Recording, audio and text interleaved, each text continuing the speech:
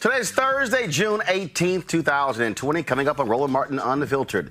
The two cops charged in the murder of Rayshard Brooks in Atlanta have turned themselves in. Congressman Bonnie Coleman of New Jersey is here to discuss why the House police reform bill is what we need. Coronavirus spikes are seen in 10 states, with Florida becoming the epicenter. Plus, are steroids the answer for people with the virus? We'll talk with a black infectious disease specialist. Facebook removes a Trump campaign ad and posts that they say violate its policy against hate. We'll also talk with the co-founder of the Black Men Build Initiative. Plus, Layla Ali will join us to talk about Building Black Wealth, a Facebook event happening on Juneteenth. Plus, explosive revelations in the new book by former National Security Advisor John Bolton. Well, first of all, it's not like he could not have talked. That was one thing. Also, Aunt Jemima, see you later. Uncle Ben's, see you later. Will Mrs. Butterworth actually survive all of this? Plus, my interview with Isaiah Whitlock about his role in the next Netflix movie, The Five Bloods. It's time to bring the funk. I'm Roland Martin Unfiltered. Let's go. He's got it. Whatever the miss, he's on it. Whatever it is, he's got the scoop, the fact, the find. And when it breaks, he's right on time and it's rolling. Best believe he's knowing. Putting it down from sports to news to politics. With entertainment just for kicks, he's rolling. It's on go, y'all. It's Roland Martin, yeah. Rolling with Roland now. He's funk, he's fresh, he's real, the best, you know he's Roland Martin now.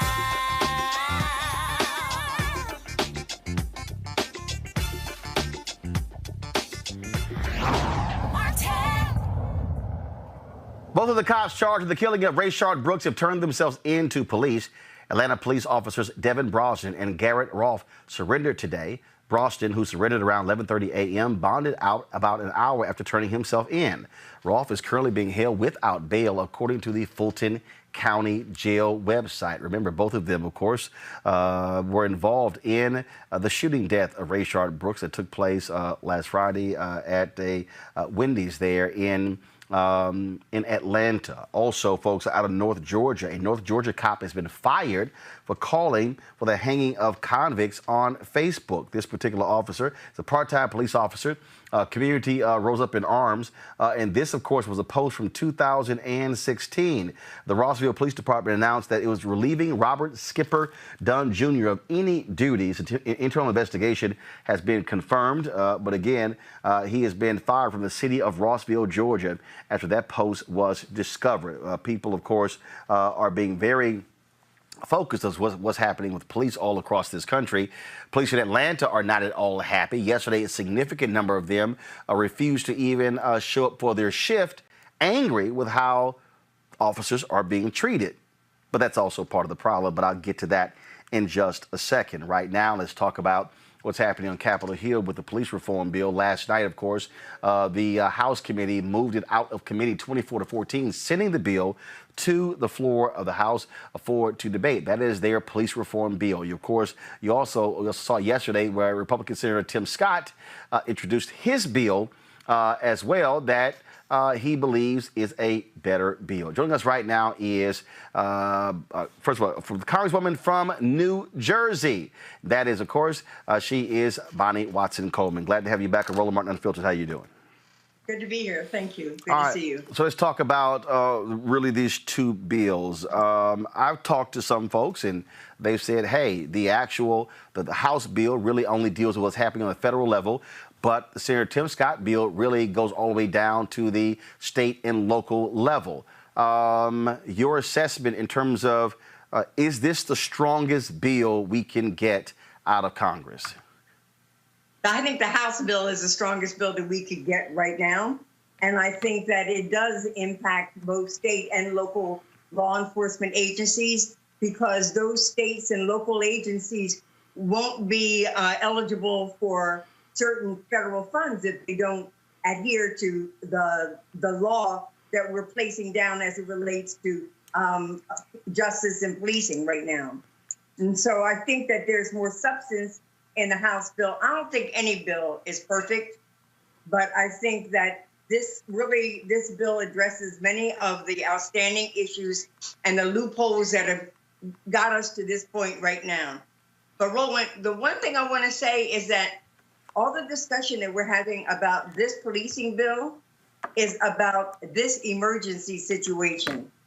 When we get through this, we need to be dealing with those long-term policies, politics, and legislation that brought us to this point. But you have some who say, Reverend Dr. William Barber and others who say, this is the moment to go big. This is the moment to, because you already have Senate Majority Leader Mitch McConnell who's saying, I'm not even taking up the House bill. He's saying, I won't even consider it. And so if that's the case, why not go as big as you can?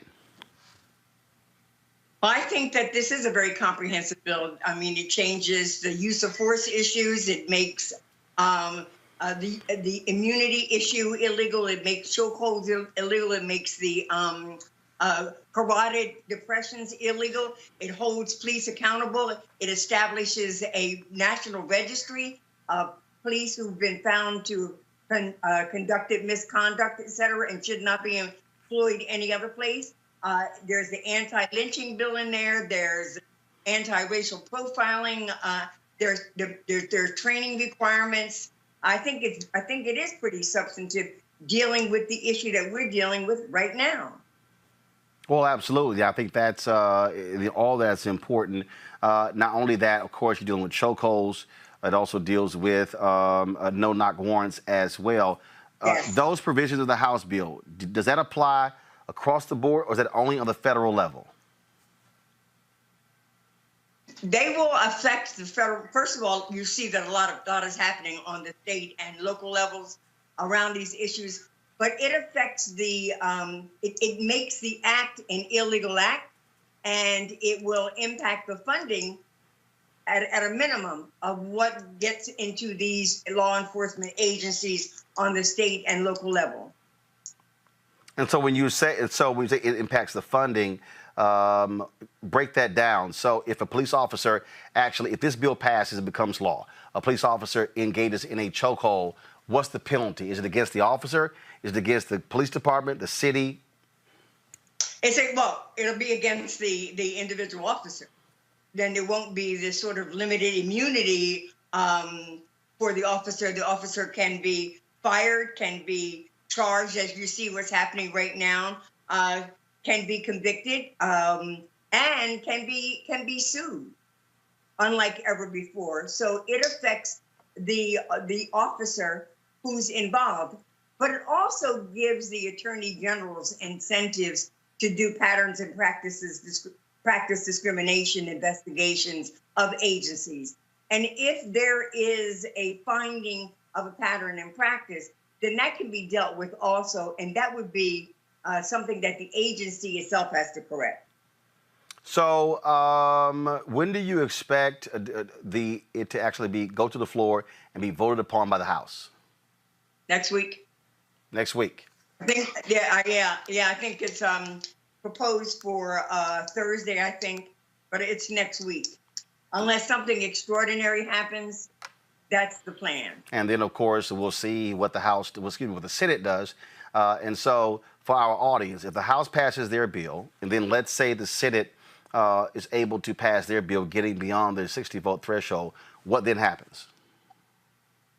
There would be a coming together of the Senate and the House in a conference to try to work out the issues in the bill. But since the Republican Senate President, Majority Leader has already said that there are certain things that we think are essential, especially around the immunity issue, that it's a no-starter as far as he's concerned, then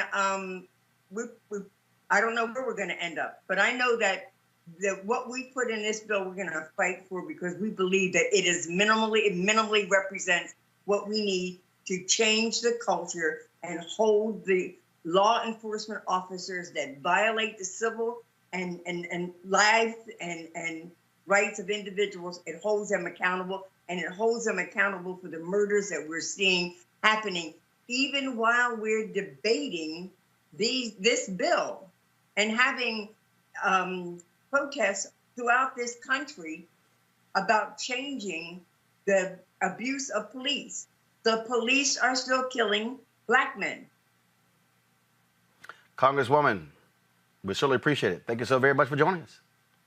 Thank you for having me, as always. All right, let's bring in our panel now. Dr. Greg Carr is the chair, Department of Afro-American Studies, Howard University. Reese Colbert, Black Women Views. Erica Savage-Wilson, host Savage Politics Podcast. For folks who don't understand this process, Greg, I mean, the reality is this, what she just laid out. It really is a stark contrast. What people are saying is that they want to see that the chokehold, no-knock warrants, and qualified immunity to all go away. Those are three things that are not specifically outlawed in the bill by Senator Tim Scott. No, they're not. And Tim Scott should take a bow. He's proving once again that skin color has very little to do with politics.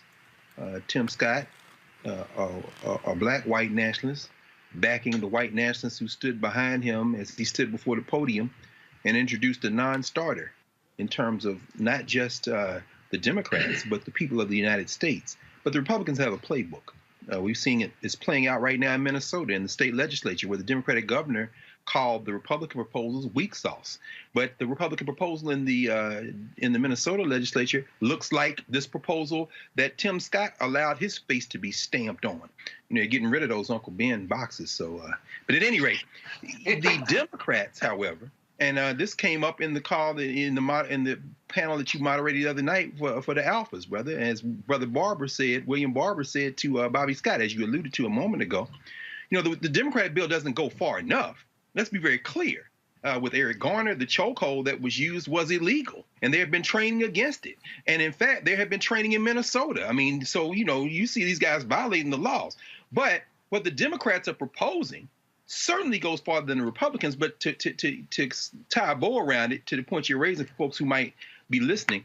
The House proposes a bill and passes. The Senate proposes a bill and passes. Then they go to committee to work it out. So even if the white nationalist crypt keeper, Mitch McConnell, were to allow a vote on the bill that the Democrats have, it would still have to be reconciled with the House bill unless it was the exact same bill. So what I expect is that nothing will be passed. And this is going to be an issue in the election, brother.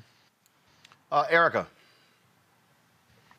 Yeah, and I also think that it's really important for people to understand that the executive order that Donald John Trump Jr. Had a ceremony around signing in the Rose Garden, when you look at what is included in that, the piece about a discretionary grant that would be allocated to the Department of Justice, and it would be under the authority of another white nationalist, as Dr. Greg Carr has called him, the toady, William J. Barr, who has pledged allegiance to Donald Trump in this entire regime movement.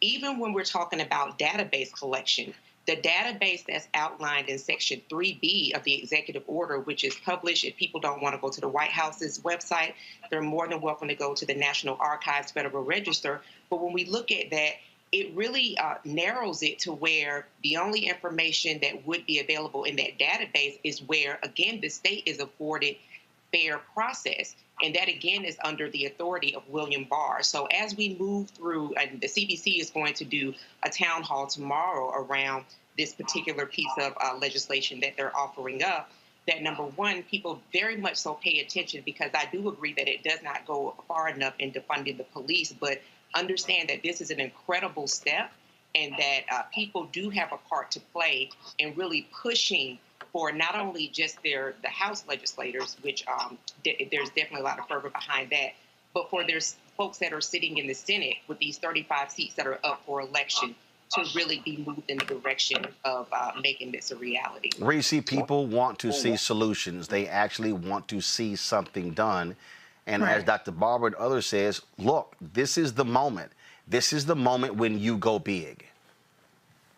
Yeah, I mean, I totally agree, but I think we still have to acknowledge the landmark historic nature of this bill. This isn't a small bill by any means. I've watched the House Judiciary Committee hearings. I've watched the Senate Judiciary Committee hearings, and you have Cheryl and Eiffel, you have Vanita Gupta, you have a lot of people that will tell you that this is unprecedented what the Democrats have put forth with the Justice and Policing Act. So I think that I understand that, you know, people want more, and I understand that no matter what is put on the books, there are going to be police officers that are going to disregard the law.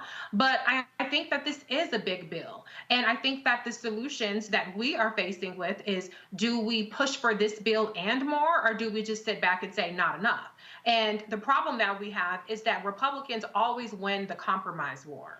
You always have the Republicans winning the messaging war such that the Democrats look like they have to give in to what the Republicans have put forth, rather than the Democrats pressuring the Republicans. The Democrats put all the pressure on the other Democrats, telling them to do more, even though they're not putting that on the Republicans. So I think that we have to acknowledge that what is proposed, and the CBC will acknowledge it's not a be-all, end-all solution, but it gets us much closer to where we need to be with police accountability. Well, absolutely. So we'll certainly see what happens over the next few days. Okay, folks. Another story that we've been, first, interesting. A lot of things have been happening in terms of changes all across this country due to Confederate statues. First of all, the University of Florida, this is a very interesting story. University of Florida announced today that they are dropping a particular cheer, a gator bait cheer that has been in place for the last 25 years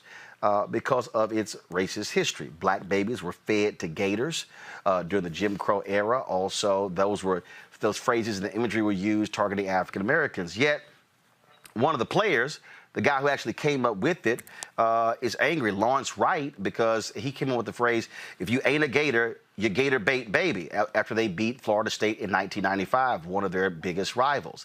He's angry because he said, wait a minute, he said, I created that. That's not actually a racist history. He said, so no one talked to me about it, so why are we getting rid of the cheer? You also are seeing where Confederate statues are being toppled down left and right. Nancy Pelosi announced today, Speaker Nancy Pelosi, that she was removing the portraits of Confederate folks in the U.S. Capitol.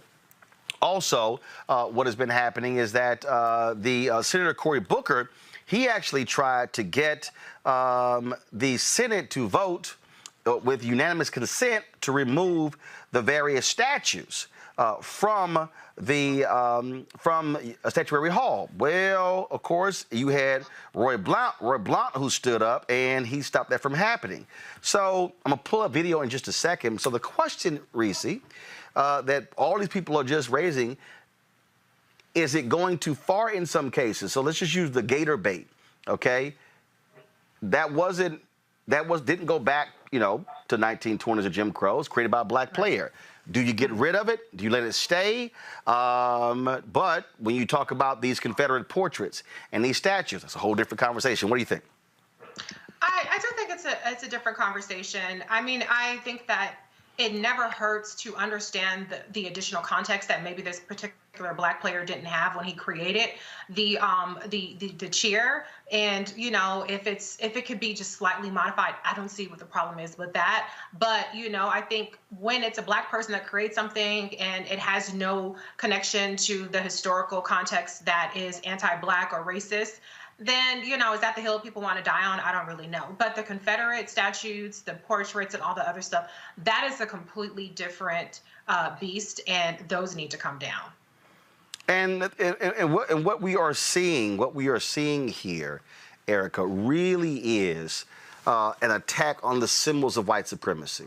And I think what is also, you know, and I hear some people, they say, okay, this is no big deal, but I disagree. I disagree because if you you clearly have taught people to understand that these are indeed racist symbols. Once you begin to do that, now you can then begin to go to the next step. But as long as we were allowing that to happen, that was always going to be a problem. Absolutely, and I think that this is another great opportunity because as we continue to see all of these different pieces unfold, for folks to understand that proximity and being in the gate of whiteness does not mean that everything is well, right? So I think that for this brother to actually be able to actually take a trip through history, which we're seeing more and more, a lot of people springing up in conversations without historical context. And it's okay to be wrong. It's okay not to be ignorant. No one knows everything. But to be loud, wrong, emphatic about being loud and wrong, and to be ignorant and stubborn and moving towards having another level of understanding and what that rooted is, that is problematic in and of itself. And so I hope that this will be an opportunity where he and anyone else that's not steeped in any type of historical understanding of even some of the most maybe simple things that maybe we pass by throughout the day, as we're going to talk about. And Dr. Carr brought up Uncle Ben in relation to Tim Scott, which is spot on, but talk about some of these other symbols that have been incorporated for some people in their daily lives, and just how that continues to reaffirm what is the false belief of white supremacy. Greg, this video I'm playing right here shows what is happening across the country, where people are attacking these Confederate statues. And they're not allowing before it was like, oh, we'll abide by, the cops and they're protecting them. No, folks are like, damn that. They are snatching them down, tearing them down, and they're making it clear. I mean, this is happening all across the country. On my university, Texas A&M. So you see that, folks dancing on that. I love this one here in Bristol, England, where they tore down a statue and dumped it in the river. And then when they said what happened, they said, oh, the statue tripped. The statue tripped and fell into the river. That was very funny there. Then, like I said, it was happening at Texas A&M. Kellen Mond, who is who's the starting quarterback for Texas A&M, has been quite vocal about removing a Sol Ross statue. Confederate general, was a university president, sits in the center of campus. It has led to lots of debate, and guess what? All of his fellow players are standing with him. This is a letter here that he put together. It's called Let's Not Forget Sully, where he describes this whole deal, and people were sitting here talking about how great this guy was. But it says General Ross, the Gallion, Texas Negro killer, made a descent upon 2 brigades of black Yankees at Snyder's Bluff on Wednesday the 30th, killed and captured quite a number of them. And he lays out this. It was interesting. You had some Texas A&M folks who were trying to defend Saul Ross. Then the Texas A&M History Department put out an actual memo countering the narrative they were trying to put out there. And you've had these protests take place where you got white folks on one side who were trying to defend, and Texas A&M is very much about traditions. We are a tradition-laden university, but what you're seeing, Greg, you're seeing athletes. Iowa, University of Iowa, they said that the strength coach was using language. He got put on administrative leave, fired. Other basketball players, other universities have been coming out. A former basketball player at Murray State called for the removal of a Confederate statue in Murray, Kentucky. You are seeing a generation of athletes, many of them who were in high school when Colin Kaepernick took a knee, who are using their power and challenging universities, challenging athletic departments in a way that this generation has not seen, Greg. No, brother. In fact, I'd encourage them to keep going. We need some of you sisters and brothers at our historically black colleges and universities, because what we are seeing is one thing to say defund the police, and I think that day is going to come and rechannel those resources. But what these young people have inched up on the edge of, which is why football coaches from Clemson to the West are saying they're going to take a knee when football starts again, what these young people are edging up on is something we might think of as defund the university. They're going to mess with the money if they decide they're not going to a school that supports these racists. And let's just be candid. The Confederacy reeks from every white state university in the old Confederacy, the Southern states. But let's also continue along these lines. You know, the first part of the title of every student who enrolls to play athletics at the university level is student athlete. So I can't do anything with what my sister Erica has said except say teach, Erica Savage Wilson, because at the same time, you went to school. If you didn't just go to school to play ball and you sat in class, I would hope that this young brother, although I suspect he didn't, enroll in class at the University of Florida with my friend Zahara Simmons or my sister Stephanie Evans over in African American State. Because if he had, he would understand that the term gator bait comes exactly from what you said, and to tie it to Ben and Jemima and Butterworth and Cream of Wheat and everything else.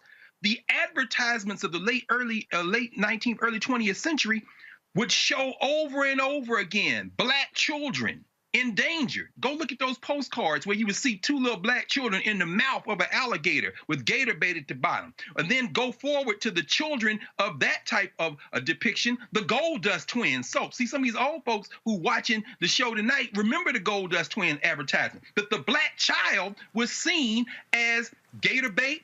The black child was seen as constantly in danger. And so, brother, whether it be the University of Florida getting rid of gator bait, whether it be your nemesis at Florida State getting rid of the Seminole and the tomahawk chop, come north to the Atlanta Braves, get rid of the tomahawk chop. What we're seeing now is a flood of a general strike against the social order, and they are getting rid of these symbols as fast as they can, as if they throw them in the road, they can somehow slow this flood down. These young women and men are messing with the college money. And that's why they're going to give up everything as long as they please sign on the bottom line and help us continue to make these millions. One of the things that I think is also great that we're seeing here is that we are seeing black folks who before were afraid to speak publicly are being liberated. Go to my iPad, please. You see here #BlackAtUArc. And these are a number of tweets. Black at UArc is having a sorority on campus email black orgs on campus to cast them as slaves in a play. It's having your chancellor delete his social media for a week because he refuses to admit racism is bad. It's being kicked out of a white frat party that you were invited to, Kappa Sigma, and seeing them have a playlist called Coon Tunes. Is when you get reported to your chair for focusing on black people in your, wait for it, Intro to African and African American Studies course. Having your white professor say nigger in a class with 3 black students out of like 200, then you get emails asking if you need to be removed from the class for getting up and leaving. Is wanting to wear your natural hair cheering, and after asking about it, being told that, quote, we're not there yet. Also, is having Pike throw a fried chicken, watermelon, and 40-ounce theme party to celebrate Martin Luther King Jr. Day. Is folks saying to transfer to an HBCU, I shouldn't have to transfer to be treated like a human being. Is having your advisor decline a letter of recommendation for a NASA internship and then being shocked that you got it anyway. What we are seeing, folks, is we are seeing this generation not quiet. We're seeing this happen in companies. We're seeing people speaking up quickly and letting it be known that, nah, as the documentary, I'm not your Negro. Yeah. But we're largely seeing that the impetus of that was that black blood had to be shed for people to understand that there is no colorblind society, that everything that we experience within this American life is very much so weaved into slavery. It's very much so weaved into anti-blackness. And so as we continue to see momentum, that we have to acknowledge what the springboard for all of this was, that there have been decades, there has been centuries of movement, but we're at another place where we're not going to take it anymore. And so the other piece behind that, when Dr. Carl was talking about the throwing the statues in the water and hoping that it will stop, is that we're seeing the same behavior from companies, right?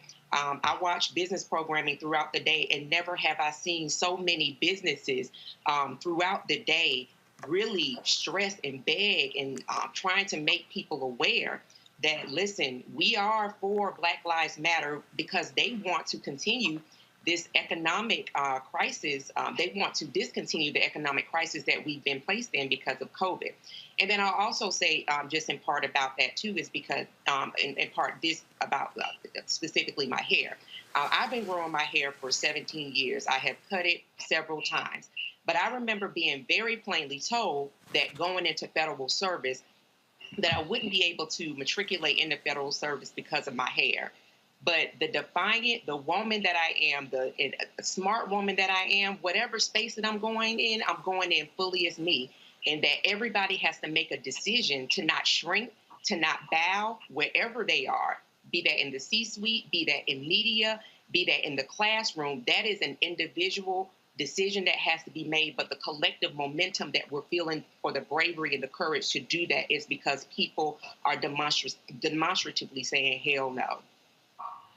Yeah, and I think we also have strength in numbers. And so with strength in numbers in terms of people speaking out about their experiences, as well as strength in numbers gives you accountability. So what a situation that feels very isolated, I saw a thread about Pinterest, and there were 2 Black employees that individually experienced this really horrific discrimination against them. And the outcry towards these kinds of incidents that we're talking about, it creates that accountability. So I think it's very important that in this moment, we're seeing accountability, not just in a criminal justice system, which is incredibly important, but in a corporate space, in an educational space, because our entire society needs a remaking against white supremacy. And that is the thing. I mean, look at this story here.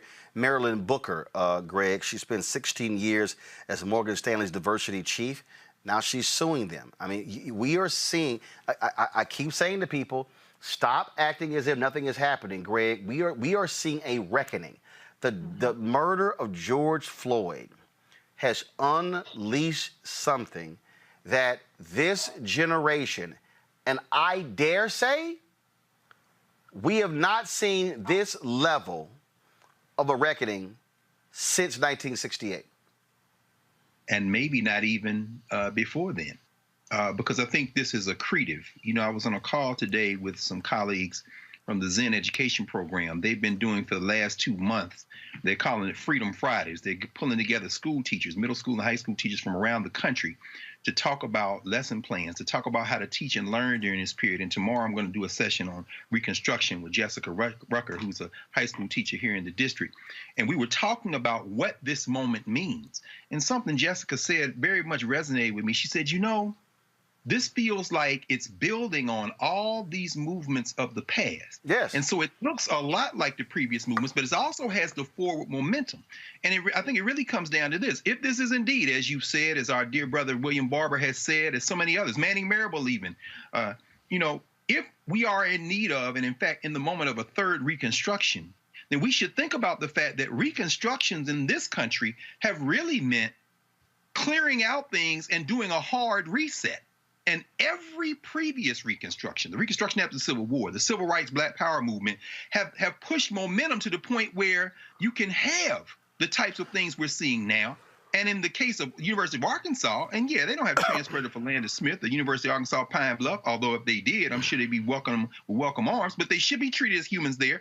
Remember that in 2015, 2016, the University of Missouri had the Concerned Student 1950 movement. That comes in the wake of Mike Brown and Trayvon Martin and Sandra Bland. These things are gaining and building momentum. And as Erica says, these companies are trying to get in front of it. They ain't transferring no wealth yet, but they will if it means that they'll be able to stay in charge. The universities are now looking and saying what's about to happen. And I think what is really going on here, to the point that you're raising, is that we are in a moment when this collective momentum is threatening to force a hard reset on the idea of America. And it is scaring the hell out of corporate world, the white nationalists, and those who have been able to use their positions to keep everybody else in line. But I don't think any single person can stop it. Absolutely. Now, folks, I think coronavirus also has played a role in this.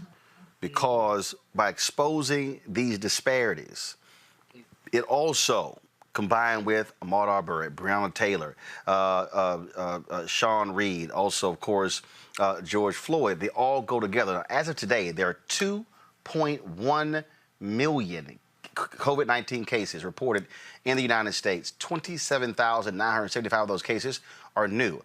116,862 people have died as a result of the disease. 722 of those deaths are new. 10 states saw a record number of new COVID-19 cases this week, and Florida could be the next epicenter of the pandemic. Florida joins 9 other states. Listen to these states, y'all. Alabama, Arizona, California, Nevada, North Carolina, Oklahoma, Oregon, South Carolina, and Texas are seeing record high 7-day averages of new coronavirus cases per day. Joining us right now is Dr. Tyson Bell, critical care and infectious disease specialist at the University of Virginia. Dr. Bell, I'm looking at those states, and I'm looking at black folks in Alabama, North Carolina, South Carolina, Texas. That is a concern when you look at these numbers. Dr. Ebony Hilton, she kept saying, when this thing goes south, it's going to be a problem. Now we're seeing it go south and go west. Right. This is a big problem, Roland. Thank you for having me on the show. I think that we've learned the lessons from coronavirus in terms of what we should do to protect the public and to keep our case rises from rising too quickly, about PPE and about therapeutics. But when it comes time to do what you need to do to keep the population safe, you need to have the courage to step up and do what needs to be done. One of the metrics that I've been looking closely at are hospitalizations. A lot of times when cases rise, and some of these governors in these states have talked about where we're doing more testing, so we're seeing more cases. The element that is true, but hospitalizations are also going up. Now, hospitalizations will tell the truth when your testing may not give the full picture. The reason is COVID sticks to a certain rule. 1 out of 5 people who get infected will need to be hospitalized. 1 out of 5 of those people need to be in the ICU. So when you see hospitalizations go up, you know that there's a problem in your community. And some of these states, Texas, Roland, I know you're from Texas, Arizona, South Carolina, North Carolina, these are states that are worrying me right now because their hospitalization rates are going up and they're reporting record increases in their cases. And it is stunning to have to listen to the ignoramuses in the White House who say, well, we wouldn't be going up if we didn't test. Like, really? That's like saying, oh, don't worry about me getting prostate cancer. I'm not going to get checked, so don't worry about me actually getting it. That's the point. It seems like there's an anti-science and ignorant approach to leading this from some areas of the country, and it's just not acceptable, especially when we've seen how this plays out in many different areas. China, Northern Italy, New York, the West Coast. We know what happens. When you start to see the cases go up, you need to take action right then and right now. So, things like the governor of Texas saying that he's not going to allow local governments to mandate people wearing masks in business establishments. The governor of Nebraska saying that local governments won't have access to federal funds if they require people to wear a mask in their buildings. I get they're trying to impress the president, who's making ignorant decisions as well. But is that worth the cost of human lives? It's just not acceptable in this day and age, especially when we know so much about how to prevent this, to walk in the face of that and say, we're not going to require this. We're not going to let these regulations have teeth, and we're not going to do the right thing. It's unconscionable. And of course, you have, Dr. Fauci, Dr. Birx pretty much has disappeared off national television. Fauci has done some interviews in the last day or so. This administration pretty much is ignoring it. You have these governors who are not allowing local leaders to do what they need to do when it comes to mandating folks wear masks. And it's crazy in Texas, like, for instance, they're mandating people wear masks in restaurants, but they're not mandating that the employees at businesses wear masks. It's just the craziest thing that we're seeing. And what I keep telling people is, look, when I see the photos, I saw that was that story about it was a double lung transfer, and they showed this woman's COVID-19 lung. That was beyond shocking to look at and to see what it actually does to the lungs, and even those who have gotten it, who are recovering, are still having significant health issues and will have them for the rest of their lives. Exactly. And that's why it's so important that you need to do whatever you can do to make sure that you're protecting the public and making sure that people are not getting infected, and that we're protecting people from the circulation of the virus. I keep saying again and again that we need to have courageous leadership that follows the science. And when that falls short, we need to demand accountability. All right. Dr. Bell, we certainly appreciate it, man. Thank you so very much. Thank you, Roland. All right, folks. Got to go to a quick break. We come back. Tomorrow's Juneteenth. And this fool 3 blocks away literally said he's made Juneteenth famous. We got something to say about that. You're watching Roland Martin Unfiltered. You want to support Roland Martin Unfiltered? Be sure to join our Bring the Funk fan club. Every dollar that you give to us supports our daily digital show. There's only one daily digital show out here that keeps it black and keep it real as Roland Martin Unfiltered. Support the Roland Martin Unfiltered daily digital show by going to RolandMartinUnfiltered.com. Our goal is to get 20,000 of our fans contributing $50 each for the whole year. You can make this possible. RolandMartinUnfiltered.com. All right, folks. What's going on? What's that? Okay, y'all gotta fix that. Okay, y'all gotta fix that. All right, that's the third day that's happened, so we gotta fix that. All right, Ceek.com, folks. So we've got their headsets. Mary Spio, she of course is the founder, the creator, designer of these headphones. The 360-degree 4D headphones, amazing sound. Gamers love them. Of course, I love music, and so it's great to listen to this wonderful sound that really travels around your entire head. That's why I love them the most. Plus, they're black and gold, being an alpha. I'm just saying. If you want to get the headphones, all you got to do is go to Ceek.com, Ceek.com, Ceek.com, and just simply use the promo code RMVIP2020. You see it right there. RMVIP2020 at Ceek.com. All right, folks, tomorrow's Juneteenth, and of course, folks are focused and celebrating. We'll be celebrating all around the country, even though Texas became the first state led by the late Representative Al Edwards that made this a official state holiday. Virginia now has become the second one. The governor declared that on yesterday. But you know, the ignoramus sitting in the White House had to weigh in, get his arrogant self included. So he gave an interview with the Wall Street Journal. This is what this fool said. Go to my iPad, please. He said, Trump said a black Secret Service agent told him the meaning of Juneteenth as he faced criticism for planning a campaign rally that day. He said, Reese, I did something good. I made Juneteenth very famous. nobody had ever heard of it. What he hadn't heard of is how powerful this holiday is to Black people. And they made him not only take notice, but move his damn Klan rally so that he didn't have massive protests and potentially even violence greeting him in Tulsa, Oklahoma.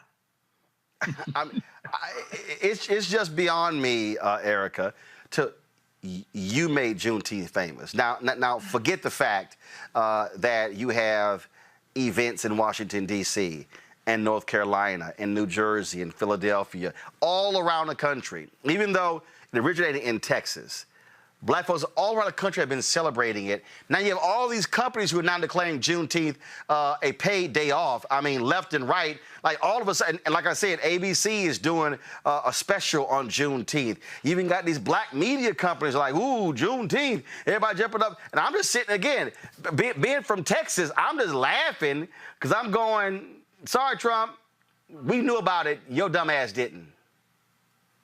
Yep.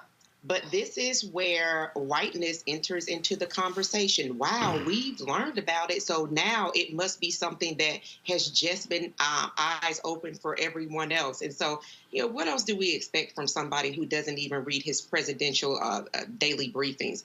He's mediocre. This is the same person that sought fame. So he's really not in even though he's occupying the White House, he has no interest in governing. He has no interest in the affairs of being a president. What he is most concerned with are approval ratings and keeping those 5 Black people that refuse to leave his side happy. Greg. In this case, I'm going to agree in part with the current occupant of the bunker at 1600 Pennsylvania Avenue. His election unleashed a new round of weaponized white nationalism in this country. Certainly entered the soul and the spirit of Klansmen like Derek Chauvin and others. And so the state murders that these police have committed, the Ku Klux Klan in Atlanta trying to back their murdering friend on the a lot of this has been enabled by Donald Trump. But what Donald Trump did not factor in is that the spirit of Juneteenth is a fierce spirit, brother. And as you said, I mean, I was telling somebody the other day, and we were talking earlier, you and I, you graduated from Jack Yates High School. When George Floyd came out of Jack Yates High School, Jack Yates in 1872 and 2 other brothers put together $1,000 and bought what became the Emancipation Park where they first celebrate Juneteenth in Houston. What our orange guy down there doesn't quite understand is that when white supremacy rears its head, there is a reaction from Black people in this country. And so, not only did he not remember that he put out, or his office put out, a perfunctory Juneteenth acknowledgement last year, which is what presidents have been doing for quite some time. Not only does he does not know, in fact, that in 1968, as Reverend Barber and them get ready to do Poor People's Campaign on the 20th, that on the June 19th, 1968, they had a rally on the steps of the Lincoln Memorial to end Resurrection City. And it was on the day of Juneteenth, and that helped spread the celebration. Donald Trump doesn't quite understand as he goes to Tulsa, which, by the way, is just reported a quarter of the over 400 new COVID-19 cases that were reported today, making the number one-day high, and the previous high was on Wednesday. As he goes out there, perhaps he needs to reflect on the fact that if he wants to take credit for making Juneteenth this kind of popular, he should probably also take credit for unleashing the wrath of Black people in this country. And in that respect, I'd give him a little partial credit for that. So I don't give him partial credit for nothing. That's the professor in you. I don't give him credit for a damn thing. Bottom line is, he didn't know what the hell Juneteenth was, and he just wanted to be arrogant about it. I do want to do this here. I was trying my best to ignore this. And it really bothers me, Greg, when I see... It really bothers me when I see videos and I see Black people who talk loud, speak with conviction, but have no clue what the hell they're talking about. So I came across this video, and many people have sent me this video of this sister trying to read this white woman, trying to drop CVS long receipts on her about how racist the Democratic Party is and how black people were all about the Republican Party. And I was going to ignore it. But the reason I can't, Greg, is because I had all these people who were tweeting me saying, oh, she's right. And that's when I went, okay, now we got a lot of really dumb people who have no clue at all about history. So here's what I'm going to do, y'all. It's 2 minutes and 6 seconds. So we always do one of our great deconstructions. And so normally I do it myself. So this time I'm going to allow the panel to deconstruct it. So y'all just let me know which part you want to deconstruct, okay? And I'm a pull up. Somebody had sent me what this child's name is. I think last name was Battle or something. I'll come across it. So let me just go ahead and play it. So watch this, y'all. I would be in the same position you're in, so I'm not even mad at you, baby, for feeling like, oh, fake news. This is the thing. I know people don't like Trump. I understand that. But let me tell you something. If I had to pick between him and Joe Biden, I'm not voting in Joe Biden. You want to see a bunch of black people go to jail by the next 4 years? Put Joe Biden in. Watch what happens. You want to see black men get killed substantially? Like you've never seen before, put Joe Biden in and watch what happens. These Democrats, and I'm sorry to say this, I'm not trying to be racist, but they hate black people. These are the same people who fought to keep slavery in. These are the same people who built the KKK. These are the same people who hated us from the beginning. The Republican Party is the party of the blacks. Blacks free, the Republican Party is the only party that the black people actually assisted in finding. But all of that history has been torn away. People say, oh, there was this big switch. There was never a big switch. The Union won because we had grown in the industrial era.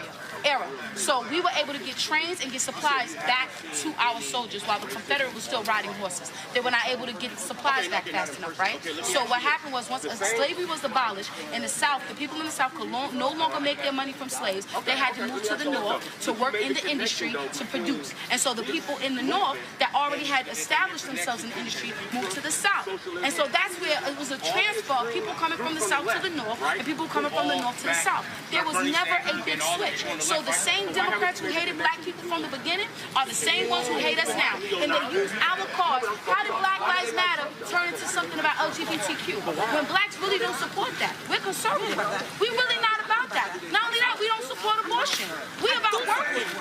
This is the black culture. We ain't ever been about that. Not only that, we're not about feminism. No, we're not. Black women marry their husbands and respect their husbands. That's what we on. We're not on this, oh, I do what I want. We don't do that. That's not our community, and you would understand. I know you understand what I'm saying. We don't do that. But yet these people are hijacking our movement, and the Democratic Party, they're trying to hijack our stuff. No. Okay, so here's what we're going to do. We're going to play a portion. I'm going to stop, and then we're going to deconstruct and give you actual facts. Okay? So here we go. I would be in the same position you're in, so I'm not even mad at you, baby, for feeling like, oh, fake news. This is the thing. I know people don't like Trump. I understand that. But let me tell you something. If I had to pick between him and Joe Biden, I'm not voting in Joe Biden. You want to see a bunch of black people go to jail by the next 4 years? Put Joe Biden in. Watch what happens. You want to see black men get killed substantially? Like you've never seen before, put Joe Biden in and watch what happens. These Democrats, and I'm sorry to say this, I'm not trying to be racist, but they hate black people. All right. Who would like to take that one first? I'll take that one. Go ahead, Reese. I think it's completely absurd to try to suggest that Joe Biden would be worse for black people than Donald Trump when literally tens of thousands, hundreds of thousands of people are in the streets marching because of black men and women, by the way, getting gunned down. This is the same Donald Trump that looked at the statistics of black people being disproportionately impacted, killed, and infected by COVID-19 and said, it's a black disease, nothing to see here, folks, open up the country. This is the same person that told police officers to violate people's due process. I don't know if you guys remember when he did that rally and he said, oh, rough them up when you arrest them. This is the same person that has a white supremacist Department of Justice who is relaunching their quote unquote war on crime in predominantly Black areas that have ended pattern and practices investigations, civil consent decrees.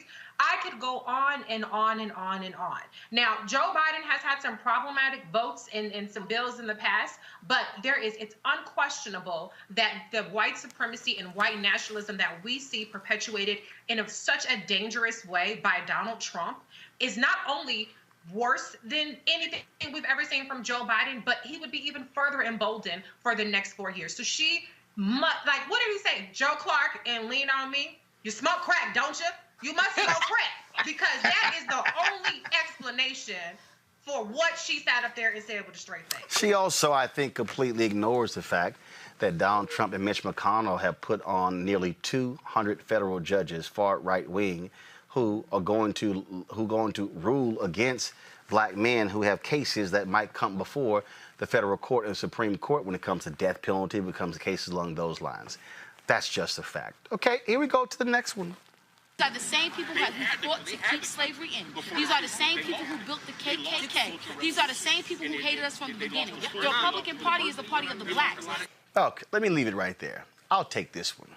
First of all, in the election of 1860, there were 4 candidates. Lincoln ran as the Republican. There were 2 candidates who ran as Democrats, one as the Northern Democratic Party, the other as the Southern Democratic Party. What does that mean? That was a split. There was a split in the Democratic Party in the 1860 presidential election, and Northern Democrats opposed slavery. Southern Democrats supported slavery. So when you hear her say, the Democrats backed slavery, she's leaving out that important distinction, folks. There literally were 2 candidates who were running in 1860. And then if you go through history, you still had that taking place. You still had that situation where your Southern Democrats had a particular view, and then your Northern Democrats had another view. Just like if you start going through the election, going through this, you always hear Republicans say, Democrats oppose the Civil Rights Act and the Voting Rights Act, and they only passed because Republicans. The only problem with that is that there were more Democrats in the United States Senate, and there were more Democrats in the United States House, and actually a majority of Democrats voted for both of those bills. I know, facts be damned. Facts be damned, but I just want to give y'all the name, just so y'all know, okay? John Breckinridge was the Southern Democratic nominee from Kentucky, okay? You had Stephen Douglas, who was the Northern Democratic nominee. Lincoln-Douglas debates, there you go. That's what you had going on. So when she says that, you kind of can't just say it's all Democrats. You have to make the distinction between Northern and Southern. Anybody else want to add to that? Okay, anybody? You got it. We'll play the next one. Blacks free, the Republican Party is the only party that the black people actually assisted in finding. But all of that history has been torn away. People say, oh, there was this big switch. There was never a big switch. No, go ahead and play it. Go ahead and play it. Because we had grown in the industrial era. So we were able to get trains and get supplies back to our soldiers while the Confederate was still riding horses. They were not able to get supplies back fast enough, right? So what happened was once slavery was abolished in the South, the people in the South could no longer make their money from slaves. Okay, I just gotta go ahead and stop it right there. Can somebody, Greg, why don't you go ahead and explain to people, really, when Lincoln gave the Emancipation Proclamation, that was a military strategic move? It was. You know, Roland, I'm sitting here listening to the sister, and I mean, you know, I've been teaching over 30 years now, which is hard for me to believe and come out of my mouth. A little knowledge is a dangerous thing. She is, as my old dissertation advisor used to say, she's mixing many things. Whole lot. Yeah, but there's enough in there to really indicate to me that she's either been sitting in some lectures or surfing YouTube or sat in class and got a few facts that then she mashed all together. So yeah, on the Lincoln question, it's very simple. Abraham Lincoln, in September 1862, signed the preliminary Emancipation Proclamation, giving the Southern states 4 months to return back to the Union. And if they did, they could have kept their enslaved, because the 4 states that were still in the Union, Maryland, Delaware, Kentucky, and he said, I want God on my side in this war, but I must have Kentucky, and Tennessee, which came back into the Union, had slavery, and the Emancipation Proclamation didn't apply to them, because Lincoln said only states where there is rebellion will this apply. The only Africans Lincoln had a hand in freeing were the Africans of Washington, D.C., and they, in the Compensated Emancipation Act, gave up to $300 per body to the white people who had them enslaved, and then set aside another lump of money and told black people who were now free, if y'all want to go to Haiti or Liberia somewhere, we'll pay for you to leave. Because Lincoln, as our dear brother Roland Bennett, yep, was forced into glory. So, I mean, yeah, it was a war measure. He was trying to win the war. But when the sister says, you know, about the movements and the migration patterns, and in a minute she's going to talk about the railroads, you know, what I hear is somebody who has, you know, seen something somewhere, internalized a little bit of knowledge, but maybe forgot the part where one of the things that General Sherman did in his march to the sea was tear up all the railroad lines. That's why Atlanta is jacked up today in downtown Atlanta, because it was never supposed to be the city that it is. It was just a railroad junction. And apparently they mapped out all the streets in downtown Atlanta on the old trails, which is why you can't go nowhere. But the idea is the railroads hadn't come into existence by the mid-19th century. However, and again, trying to disentangle, I'll stop with this because there's many more things we could talk about. The GOP was the party of business, then and now. Enslavement was something that they made a kind of calculation and says not necessarily profitable for us. But after the Civil War, you had what some people call them the carpetbaggers, some people call it the invasion of the South, by these same business interests who engaged in a truce with the old plantocracy to basically sacrifice the black people of the South who had indeed founded the Republican Party. She had that part right, but after that, she lost her damn mind.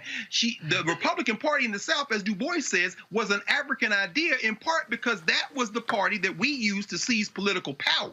Once the objectives of the North had been achieved, they reconciled with the South. This is the abandonment of the South that comes after 1877 with the rise of Jim Crow. We see what happened in 1898 in Wilmington, North Carolina, where they broke apart that fusion coalition that Reverend Barber talks about. And in the wake of that betrayal of black people in the 19th century, what you then see is the rise of lily white republicanism in the North, and the whites already have their Democratic Party, which is the party of white supremacy.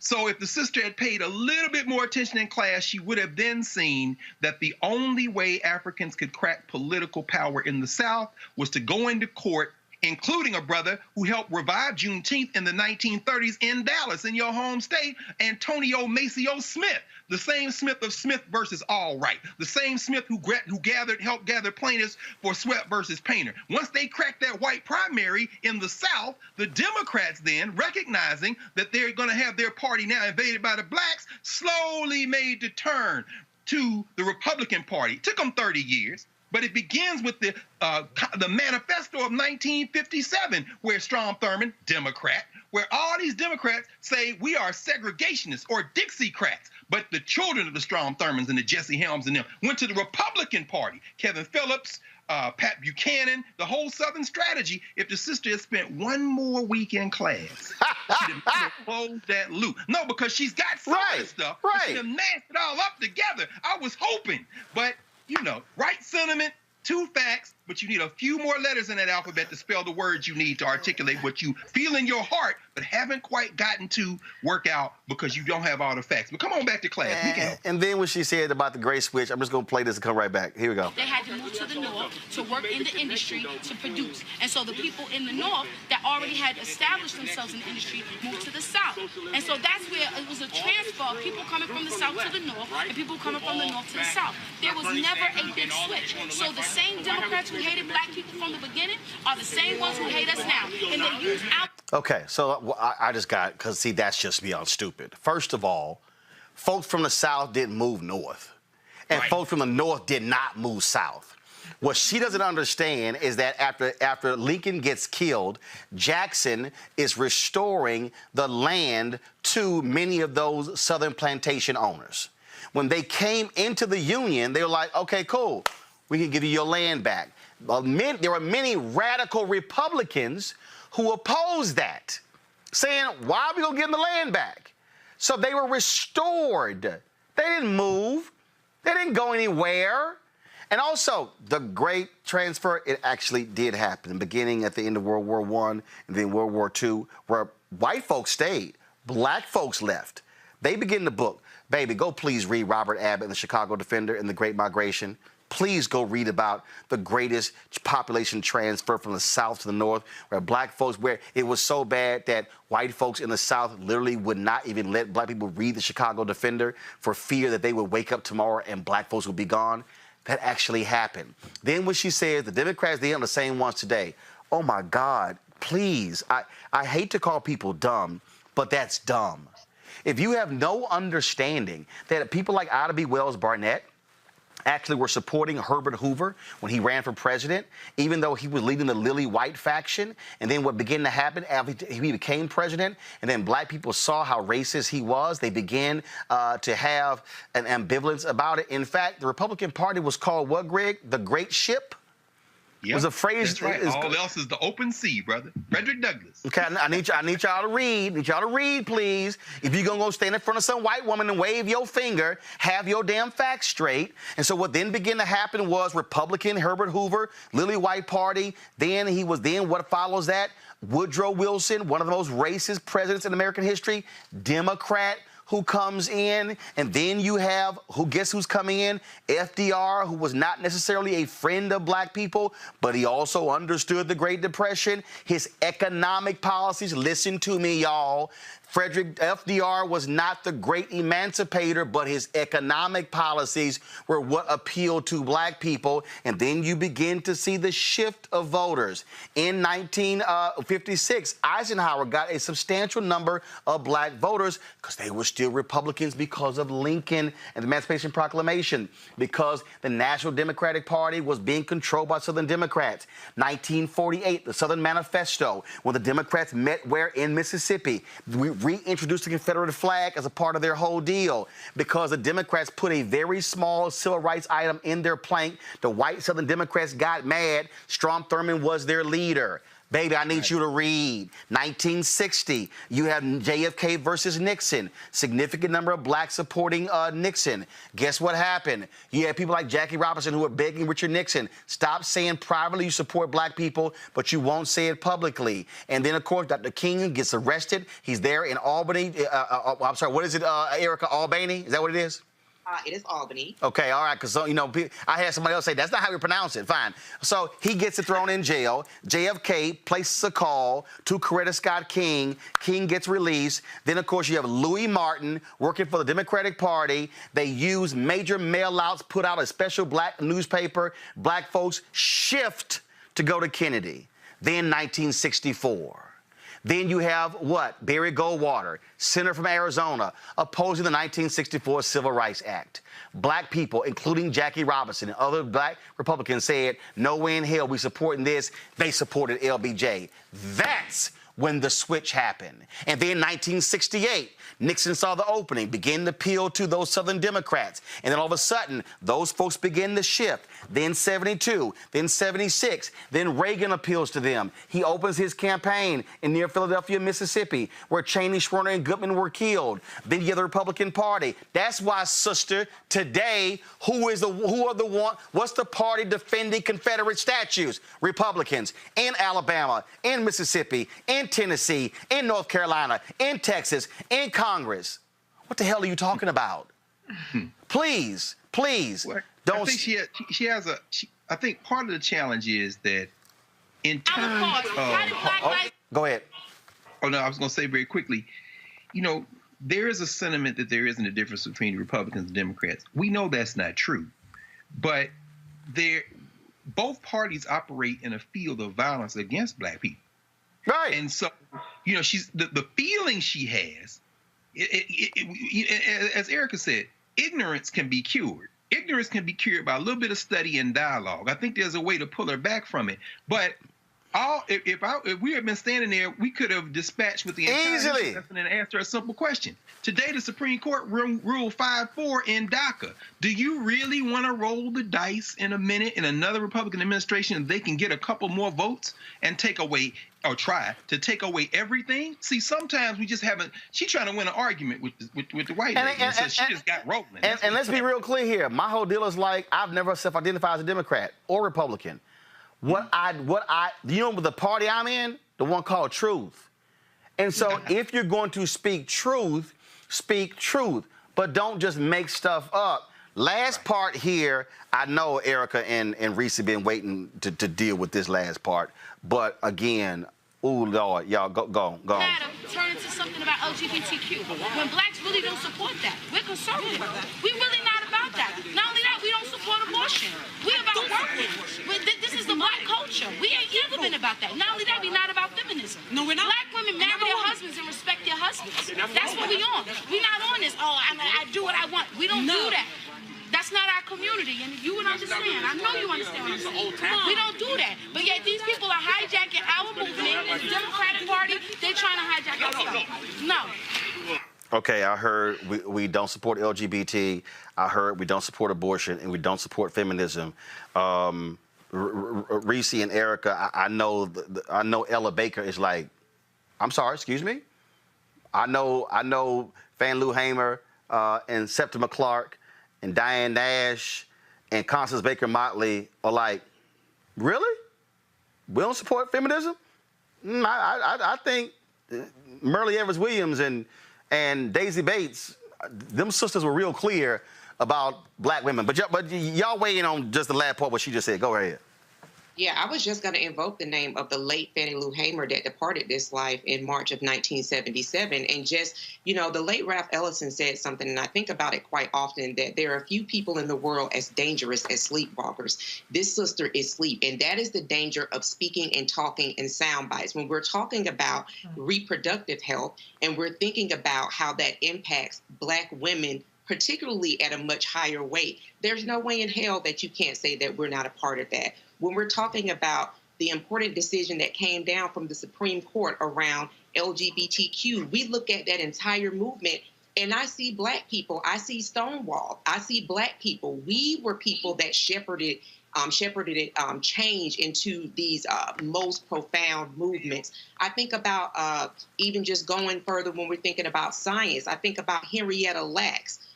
And so when we hear people that are kind of like spewing and talking about messaging that they've heard from different platforms that aren't steeped in history, the history that you walked us through, the history that Dr. Carr walked us through, that is the danger when people enter political conversations and they don't enter these conversations with context. To think about how Ronald Reagan influenced a huge 2 or 3 generations, and that he, as an actor himself, you all talked about going to Philadelphia, and the way that he connected with those folks in Philadelphia, Mississippi, was talking about states' rights. And here we are talking about states who reopened prematurely, and because 37% of the black population lives in the South, look at who are the people who are going to be most impacted by coronavirus. And so that is, again, the danger of folks just talking without really having had set with knowledge. Google is real free, but books are a beautiful companion to Google. And Reese, yes, you can say we're conservative, but the reality is this whole notion that black people are homophobic, white folks been homophobic for a long time. So it's not like, but the other pieces is here, the same black people may have that particular view, but they'll read James Baldwin. They'll read Langston Hughes. They'll read, I mean, they'll say, I mean, we can go on and on and on. I mean, go ahead. I'm sorry, go ahead. I think what's just very disturbing is I've encountered this mentality. What we have is we have a whole, almost, I hate to use this word, but almost radicalized faction of black people who get these ideas that are completely ignorant and misinformed and ahistorical from these YouTube kind of, scam artists, these grifters that sound exactly like this woman. And they just spew all this bullshit and they get the clicks, and then they continue to build this thing, and then they become incredibly belligerently belligerently ignorant about it. I actually don't believe that she would be one of those people that you could reach. If you had tried to have a reasoned conversation with her and you told her all those things, you would be every kind of Black racial slur. I'm not going to repeat it on the show, Roland, but you can use your imagination, because I know they've called, what do you call you, butter biscuits and all kind of stuff. I've seen the way that they actually tried to talk about Black people who were actually informed and saying the facts. And so that's what's really scary. And to what Dr. Carr said, a little bit of information is dangerous. So, and to what Erica said, Google, to be honest, Google can also be dangerous, because you can put in any search in any kind of way and get the information that you want back. Right. And that's the real deal. And so, again, the reason I chose to deconstruct that is because I was seeing too many people who like, well, you know, she right. And I'll go, I'm sorry, about which part? Like, could you please narrow it down? Because it's very narrow.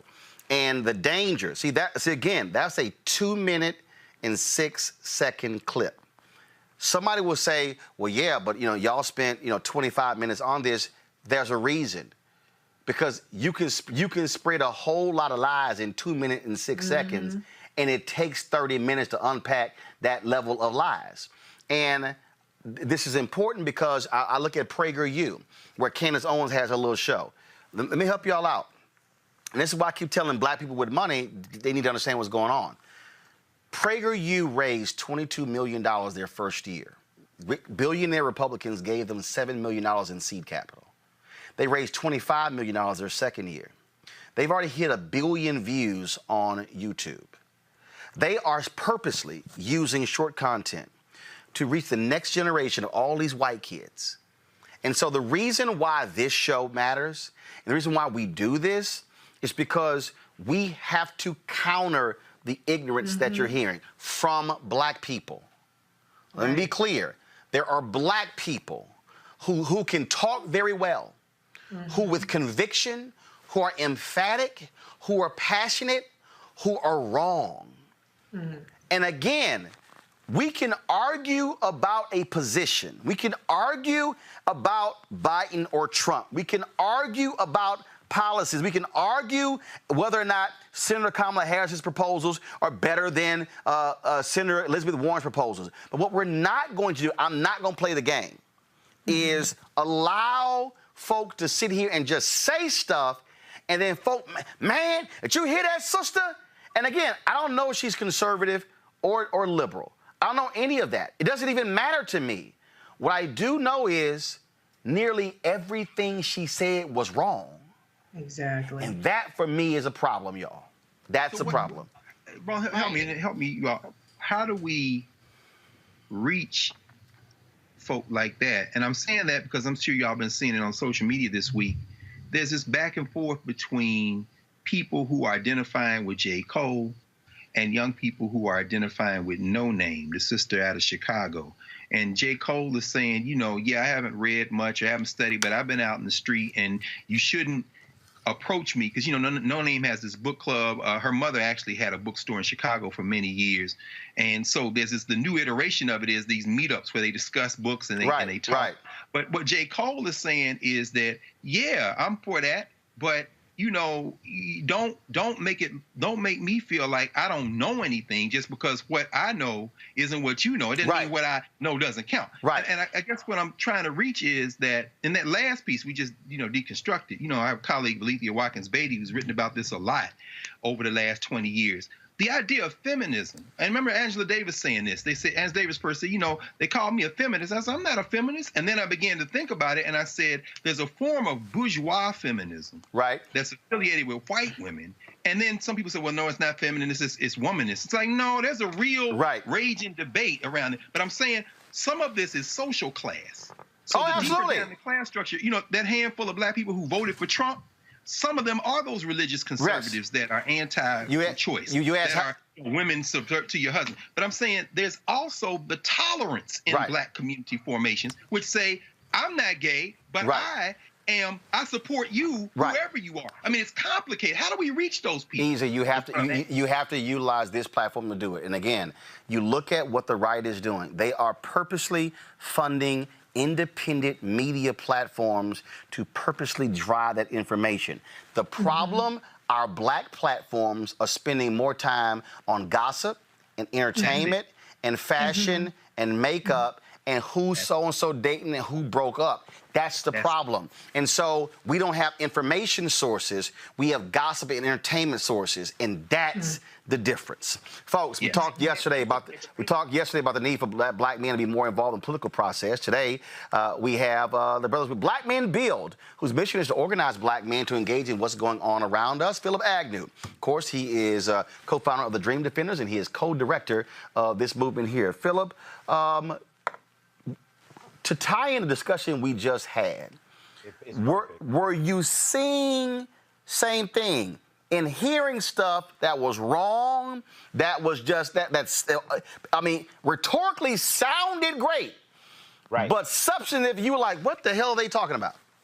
Well, listen, we're hearing it over and over, and people are beginning to traffic more and more, and the sister already brought it up earlier, in misogynist, anti-immigrant, because that's another thread that we're starting to hear more and more. People are saying, you know what, maybe we do need to get the Mexicans out, or maybe why are we fighting for this group when we should be fighting for our own thing? And it is because exactly what you said, a rampant anti-intellectualism.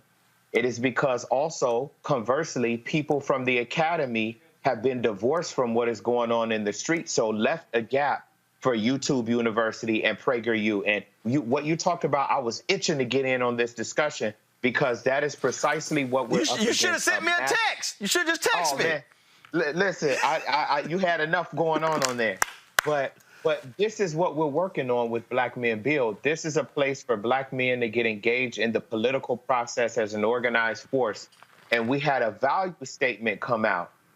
And the number one thing on that value statement said, I am a critical thinker, and I am curious about this moment, how it is affecting my family, myself, and my community. And we chose that particularly as an indictment of what we're seeing is a great many black men with doctorates or fake doctorates or honorary doctorate trafficking in piecemeal information that is ahistoric, that actually is rooted in a European ideology, and selling it off as Hotepism and leading our people to destruction.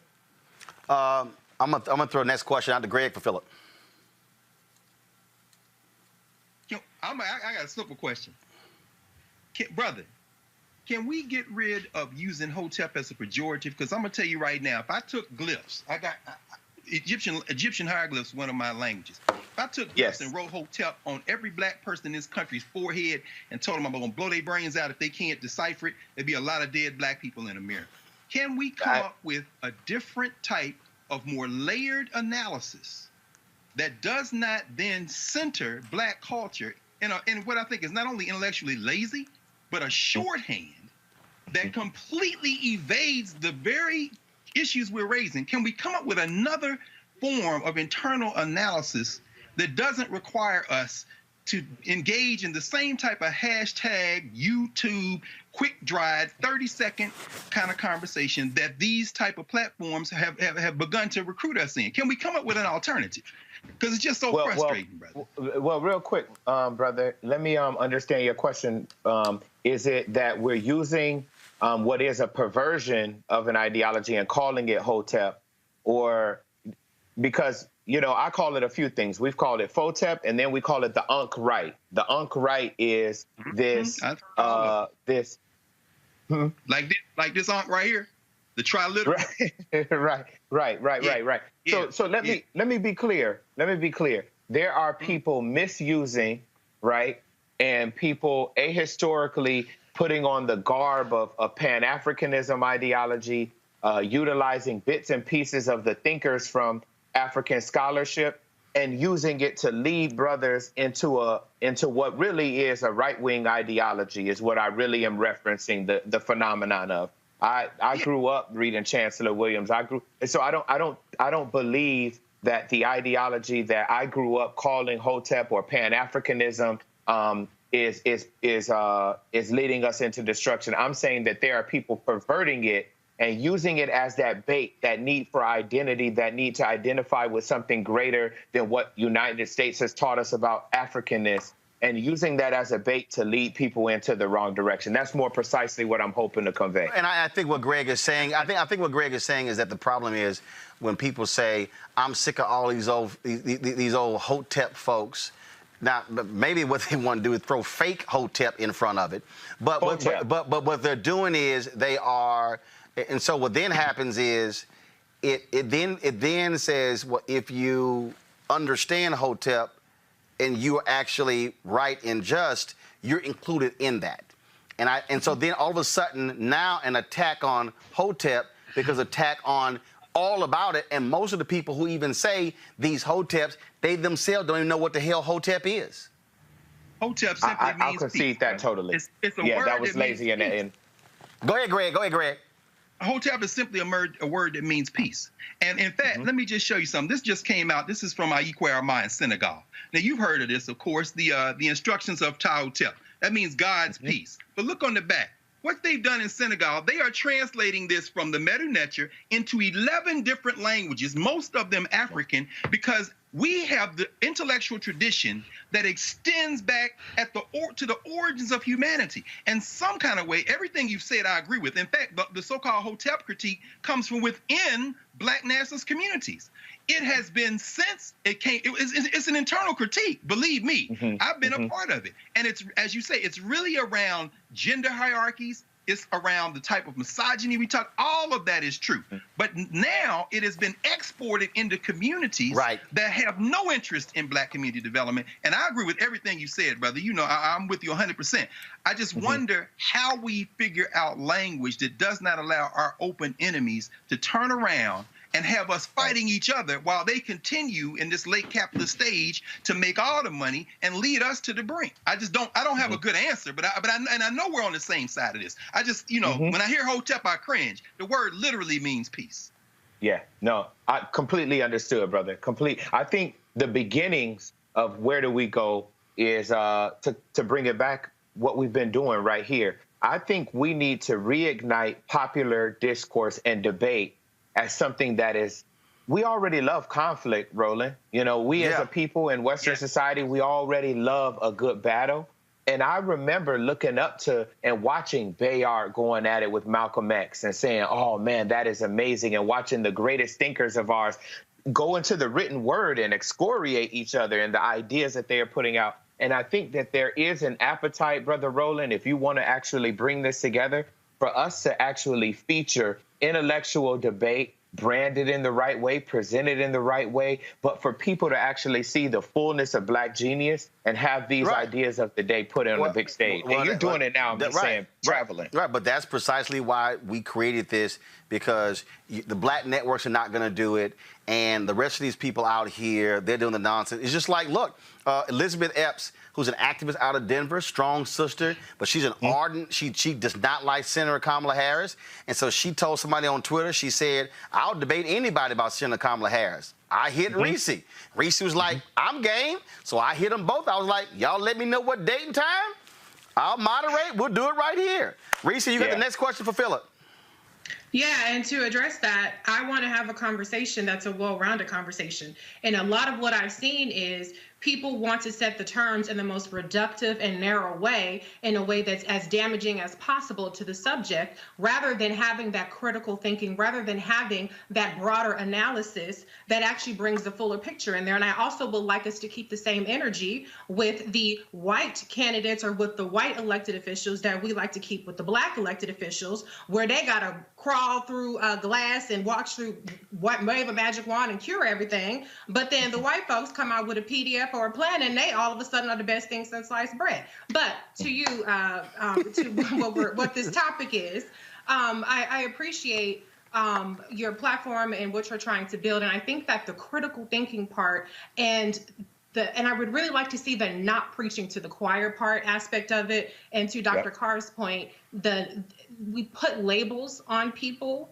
that really kind of eliminate the conversation. And it's not just within the Black community. And we talk about politics, neoliberal, corporate shill, establishment. Those are the kinds of pejoratives that have been used towards Black people.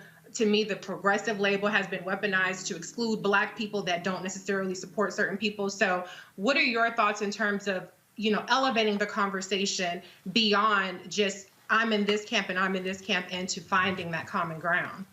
Mm-hmm. I appreciate that question. So the impetus for Black Men Build was actually a year ago. And what we recognize, and I think actually this has been coming up a number of times, and I actually agree completely with you. We as a movement far too often create barriers for entry that are insurmountable for everyday people. And some people in movement are more concerned with creating a safe space and a social club, frankly, for themselves, and not in expanding the walls of their organization to be able to reach people who, frankly, are right now saying, I don't mess with the movement at all. Y'all don't talk to us. Y'all getting money. Y'all got blue checks. I just got one, so I could. They say it to me, right? I'm hearing people say, y'all traveling around and I'm not eating. The world is changing for y'all, but it's not changing for me. And so those are the very people who are now being seduced by the overtures of the right, who are being able to say the Democrats never did anything for you, and now they're able to say the movement not really messing with you. Why don't you come over here? What do you have to lose? And so Black Men Build is particularly serious about engaging with brothers who have no experience with the movement at all. And the internal slogan for Black Men Build is come as you are, grow as you go. So the barrier for entry is you sign the value statement. And real quick, I am a critical thinker. I care about this moment. I am ready to come together with other brothers. And 3, I am bonded with Black women and all Black people who are fighting for the liberation of other Black people. If you can sign on to that, and right now we have over 1,400 brothers signed on to that, then you can come in and come through political education and move forward. We're not trying to cancel anybody out right now, because we need, at the end of the day, if my job is to be an organizer, I have to say, how many more people did I bring into the movement at the end of the day? If it was less, I didn't do my job. Erica, question for Philip Agnew. Hey, Philip. So I'm really glad to hear that you're talking about how you are moving folks who are essentially blank slates, and I'm saying that in earnest, who are blank slates, into political power through education. That is fantastic and definitely much so needed, particularly for Black men. And I've just noticed over the years how there have been Black men who are celebrities, who do have that level of platform, have exercised that platform in a way to almost give license for lack of non-participation in the vote, understanding that that is one part of building political power. So can you tell me in what ways your platform, and congratulations to you, in what ways will your platform engage these Black men in order for them to also understand that, there's a time to really turn off the noise and really focus and be driven by what the information that they're provided through this programming? So right now, we just launched a week ago with the Values Pledge, and we had a signing day where brothers signed on to the values. Tomorrow, or on Saturday, we have our first mass meeting. At that mass meeting, the agenda is going to lay out who we are, because one of the things we hear from brothers is it's always some kind of secret hand, and they don't want to mess with it if they feel like it's being run secretly. So it's to be fully transparent, and we're going to invite brothers to either a book club, to the school, or to an organizing program so that they're in their community. So I'm breaking that part down for you. And then after that, right, people are going to have the opportunity to have information directly related to local politics and be able to start doing sessions and workshops at barbershops, Masonic lodges, fraternity buildings, wherever Black men are, about the political issues of the day. The goal by the end of the year is that Black men in 13 cities have built an infrastructure to be engaged in all of the ways you can in politics, protests, and the election. I believe in voting. I don't believe that voting is everything, and I don't believe that voting is nothing. It is absolutely something, and all the Black people and other people, I even argue with leftists who are saying I don't engage with the electoral process. We do not have the luxury of allowing for 4 more years of that person, nor do we have the luxury of not voting for state attorneys and for mayors and for governors and council people who vote and move forward agendas that are killing our people. And so for us, it is talking to Black men authentically, consistently, being present in their lives on a consistent basis from now until this organization ceases to exist, and making sure they have the information that they need to make the decisions about their lives, and telling them that this is not a game. And if it was a game, you're sitting on the sidelines while our sisters, while queer folks, while people of all identities are out there getting tear gas, and you're sitting pontificating on a high horse talking about, no, that's not my game. I get it like this. That's insufficient. What's the website? Where can folks get more information? Blackmen.build. Blackmen.build. And that's where they can go. They can also sign up for and move forward, right? They can sign up there, or they can come to register for our mass meeting on this Saturday as well. All right, then. Philip Agnew, my alpha brother, I appreciate it, man. Thanks a lot. Thank you very much. Thank all of you all. All right, then. Want to thank my panel as well, Dr. Carr, Erica, as well as Reese. Thanks a lot. Thank you. Enjoy y'all Juneteenth. Thank you. You too, brother. All right, folks, there's been a strong push for presidential candidate Joe Biden to choose a black woman as his running mate. While Senator Kamala Harris tops the list, California's first black U.S. senator is fighting the narrative that in her 27 years as a prosecutor, she enforces laws that sent African Americans to prison. Well, y'all seen this brother. We actually had him on the show. His name is Drew. He's a big-time supporter of Senator Harris. So he put together this video. I saw it. Thought it was pretty hilarious because of just his whole style. And so check this out. So about a year ago, they told us Kamala Harris locked up thousands of black people for weed. Said she broke the state record for incarcerating black men. They just forgot one thing: proof. Yo, y'all, over the course of the year, we ain't heard one shred of evidence to back this up. They said she broke the state record. They ain't tell us what the old record was, how much she beat it by, when they even started keeping score. Who really think they keeping personal records for how many black men a prosecutor can lock up? This ain't the pen relays. All they gave us was vague articles that started with the word opinion, op-ed. That's not a reliable source. She locked up thousands of black men on petty charges. Dang, what was the exact number?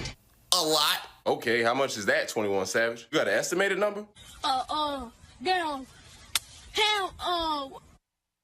You mean tell me you ain't got no actual number, but you heard from what's the name who said that somebody told them that they had heard. We supposed to take your word for it? Do we got stupid written on our forehead or something? If she locked up that many brothers over petty weed charges, there ought to be a record of it somewhere. Where's the proof? The popular number is 1,500 while she was Attorney General. Y'all, Attorneys General don't prosecute marijuana cases. That's like the CEO of Target doing price check on scented candles. Plus, she was AG from 2011 to 2016. In that span of roughly 5 million arrests. 1,500 out of 5 million is less than half and half of a percent. Not to mention that 1,500 number is not supported by a single official record. What is official is that marijuana incarceration rates plummeted during her terms as AG. From a little over 800 in her first year to about 130-something in her last. And that's in the state of 40 million people, by the way. So let's go back to her DA days in San Francisco. Maybe we can find this number y'all talking about. As DA, Kamala Harris's office won 1,956 misdemeanor and felony convictions for marijuana possession, cultivation, and sale. But this number also includes people who were convicted of more serious crimes at the same time. So not everyone convicted was even arrested for weed in the first place. But here's the number y'all can look at. The DA who had the job before Kamala, the one they call progressive, sent 135 people to state prison when weed was the most serious offense during his tenure. Kamala Harris, in just about the same amount of time, sent 45. And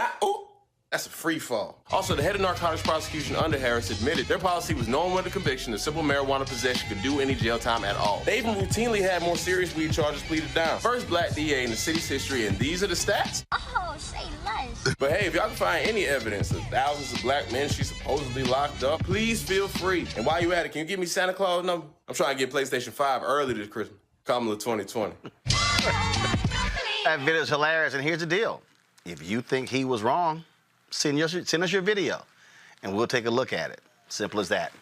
Mars Inc., the parent company of Uncle Ben's Rice, says it is now the right time to evolve, and they will change the brand visually. Quaker Oats, the company that owns Aunt Jemima syrup, made a similar announcement the same day. So Uncle Ben and Aunt Jemima will soon be gone. Now, this is real simple. People are like, okay, what's the big deal? But the reality is images also matter.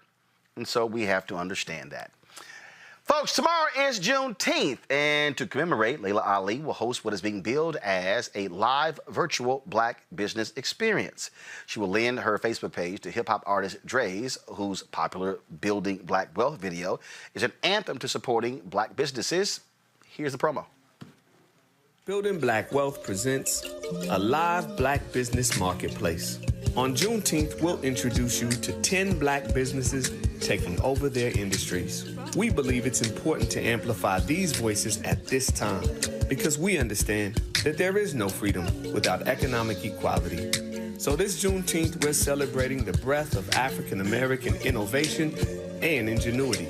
So join the lifestyle where we're normalizing and patronizing black business, building black wealth, spend money with yourself. To tune in, go to Layla Ali's Facebook page Friday morning at 9 a.m. Pacific Standard Time. Happy Juneteenth. Joining right now is Layla Ali and Dre's. First of all, we certainly understand that on this show. We are constantly putting black businesses on the show. In fact, we did our live drop earlier with the folks at Ceek.com for the headphones they sell. That is something that is important. Dre's, you dropped this video. What inspired it? What was it? Something very specific in particular? Honestly, it was just a journey that I was on personally, right? I was just starting to support black businesses in my own life. I started thinking about, why am I spending so much money in other communities when I can give it back to my own community? So I did the song, and in the song, I was able to highlight 18 different black businesses that I started frequenting and started using for myself. So really, the inspiration was my own story in life. Layla, it's very interesting what you heard Dre say.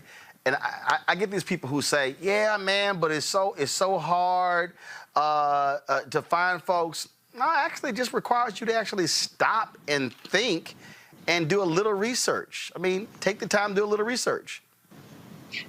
First of all, hello, Roland. How are you doing? I'm good. All good. You in a while. Glad to see you. Thank you for all that you're doing, like you said, to promote black businesses. You've been preaching this for a while, and now with everything going on, everybody wants to get on board, and that's great. I think that's absolutely amazing. That's what we need to do. But I just want to say that, you know, we've been programmed to just buy what's out there, you know, and what's at the store and things like that. And to support a black business or small business, you do have to do a little bit more work. You kind of have to open your eyes. You have to figure it out what it is that you're looking for and then kind of go on the search. So I think what's amazing is that we're going to put everybody in the spotlight. All they have to do, you know, we got 10 businesses that are going to be a part of this live event. And I'm sure there's going to be more afterwards. But now you got apps, you know, like We Buy Black and, you know, Black Wall Street, you know, so there's ways now on social media that are really right at your fingertips. So there really isn't any excuse anymore, but you have to have the intention to want to support these businesses in the first place. Well, I'll give you an example. So, Anthony, give me the shot right now. So, you know, here we are in our studio.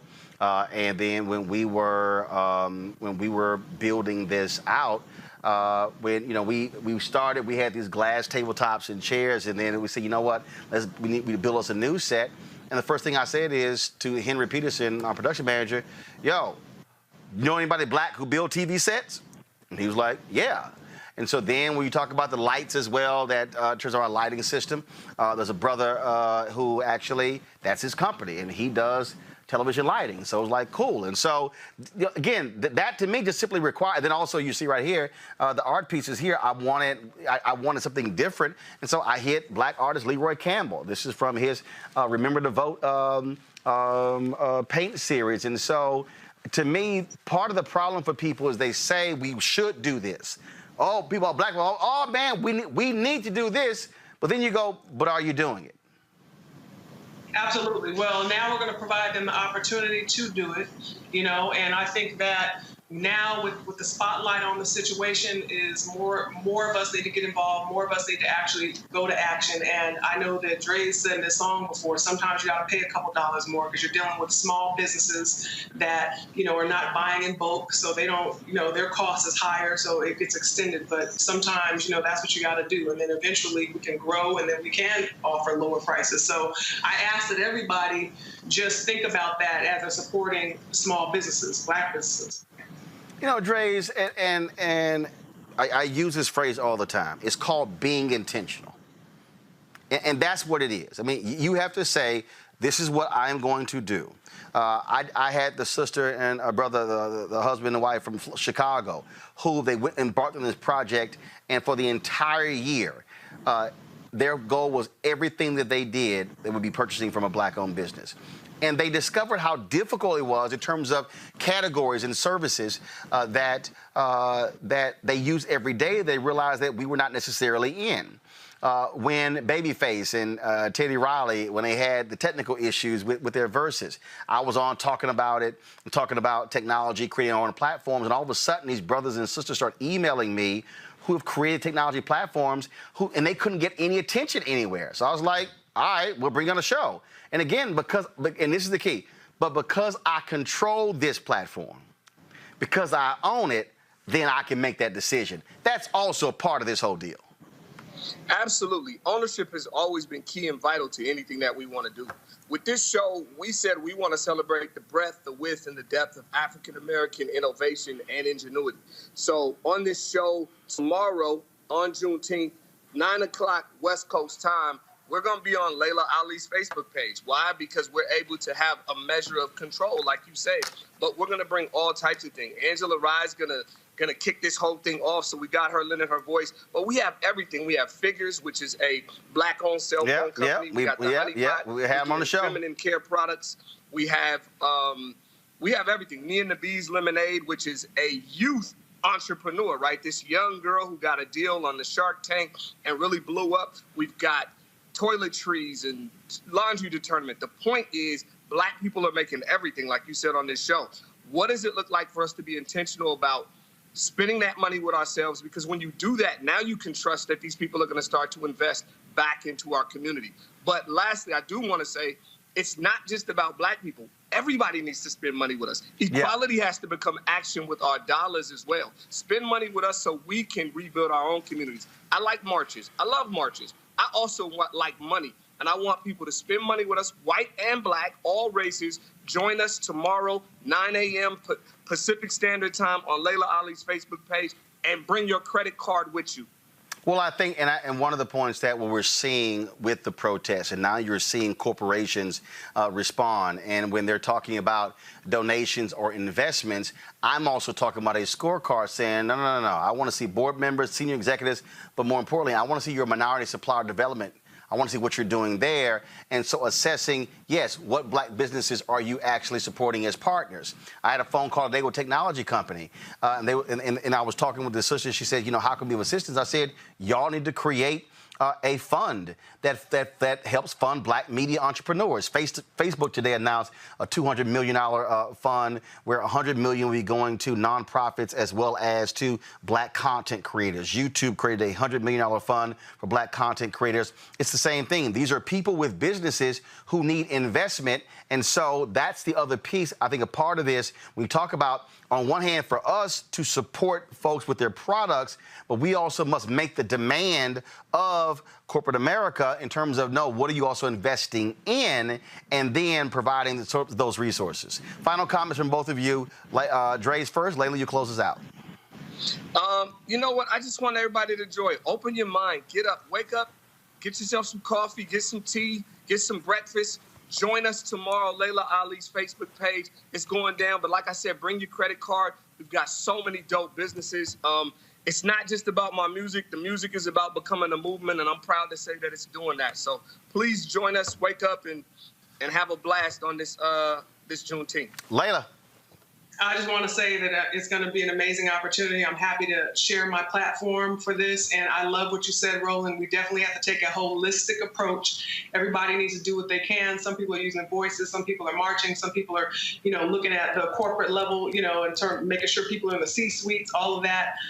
So I think we all have to come at this from every angle, just like they've been against us in so many ways in every different angle. So we're not going to fix it by just doing one thing. So this is a small part of a big puzzle.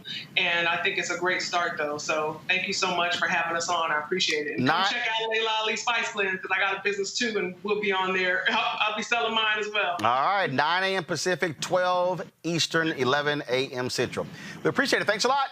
Thank you. Thank you. All right, folks, in a moment, we're going to have our interview with Isaiah Whitlock, who's starring in Spike Lee's movie, The Five Bloods. But first, the folks who've given $50 to join our Bring the Funk fan club, let's Alvin Richardson, Angela Davis, Bruce Williams, Carol Lawrence, Christina Spears, Colleen Hawthorne, Daniel LaRoche, Delwyn Hawkins, Demetrius Herring Sr., Destination Honeymoon, Eric Cockrell, Eugenia Moss Red, Unita Bethea, Felix Olabatui, Henry Hall, Henry Harris, Irvin Nurse Huntley, James Martin, Joyce Collins, Keisha Cooper, Keith Anosiki, Kevin Baker, Kevin Woods, Laverne Hayes Brown, Michael Bent, Michelle Arrington, Midtown Fire Extinguisher, Nicholas Richardson, Paul Copeland, Robert Jones, Robin McGill, Stephen Thornton, Thomas Turner, Tilcia Burnett, Tina, Tracy Mayo, Vincent Davis, Willie Turner. Folks, if you want to support what we do, understand every dollar you give goes to support this show.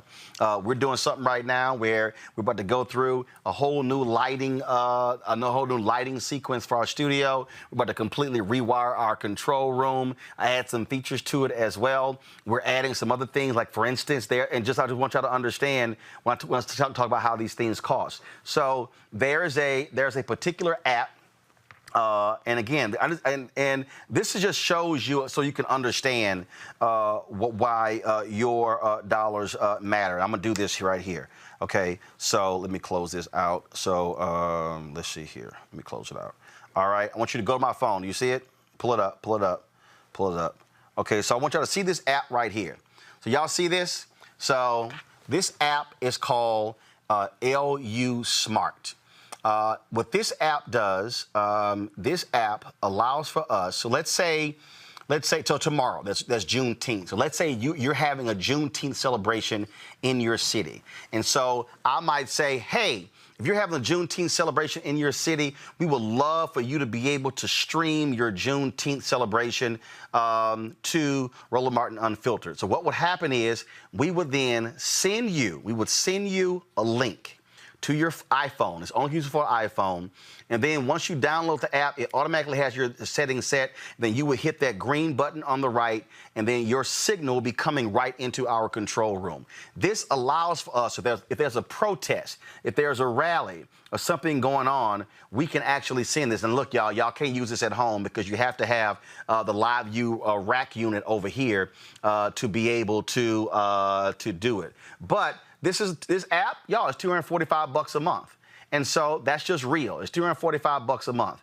And so if you're talking about the people who support our show, if all of a sudden, let me just give you, so let's just say it's $250 a month, and then you're talking about times 12. The reality is this here. If 60 people, listen to me, if 60 of you give $50 or more, then us being able to pay for this app for the whole year.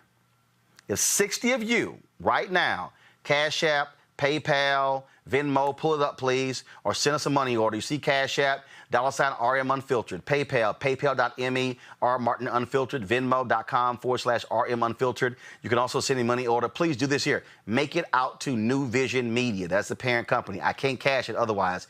1625 K Street Northwest, Suite 400, Washington, D.C., 2006. And so here's the deal. If 60 of you between now and Monday, if 60 of you join our Bring the Funk fan club at $50 or more, and again, you're going to get a personal shout out. And so, and matter of fact, so do this here. From this point on, the first 60 who join our Bring the Funk fan club, either on YouTube or you can give right there on YouTube, you will be responsible for us being able to pay for this app. And then that way, anything is happening around the country or around the world, we can send somebody that link and they will be able to transmit whatever they're broadcasting from their iPhone back here to our show.